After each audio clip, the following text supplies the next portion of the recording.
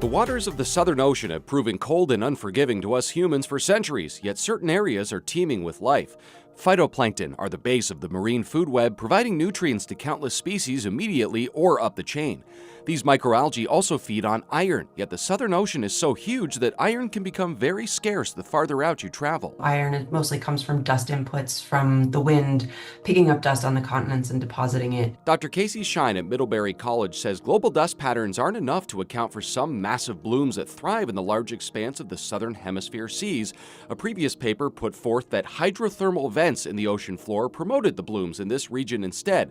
Dr. Shine and crew took it a step further and found a whole lot of shaking going on. This paper is saying that we can actually predict that changes in surface phytoplankton are related to earthquakes. So based on recent earthquake activity, we can predict changes in surface production. Dr. Shine says, like a lot of us, she and a colleague got bored during the initial COVID years. Some people did sourdough starters. They took a different tack.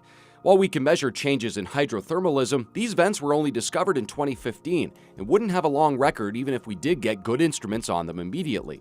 The earthquakes provided an extra piece to the puzzle, supercharging those blooms by releasing plenty of iron and other nutrients locked in Earth's crust. There's a bit of a cause and effect kind of chicken and egg thing, whether the earthquakes cause the changes in hydrothermalism or the changes in sort of the fluid associated with hydrothermalism causes the slip that creates the earthquake, but the association was undeniable. There are many well-established plankton blooms in this part of the world, mostly on continental shelves, but this one lies halfway between New Zealand and Antarctica, about as in the middle of nowhere as you can get on Earth. Dr. Shine says there are slow seeps and larger eruptive events, but it's tough to pin down what kind is feeding this particular bloom, roughly the size of the earthquake capital of the country, California. This is an extremely remote part of the ocean, and an extremely rough part of the ocean. So studying them is quite difficult. Extending the earthquake catalog here is a solid next step, with most below a magnitude 5 largely missed. The planet is getting more instrumented every day, so hopefully these things will kind of start to fill in the gaps and give us more data in places where we are quite data poor.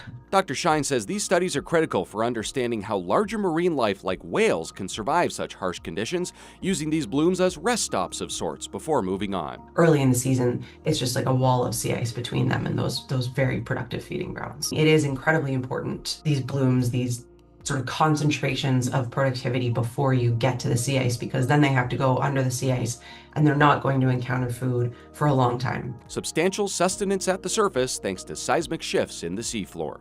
For this week's Moment of Science, I'm Dan Smith.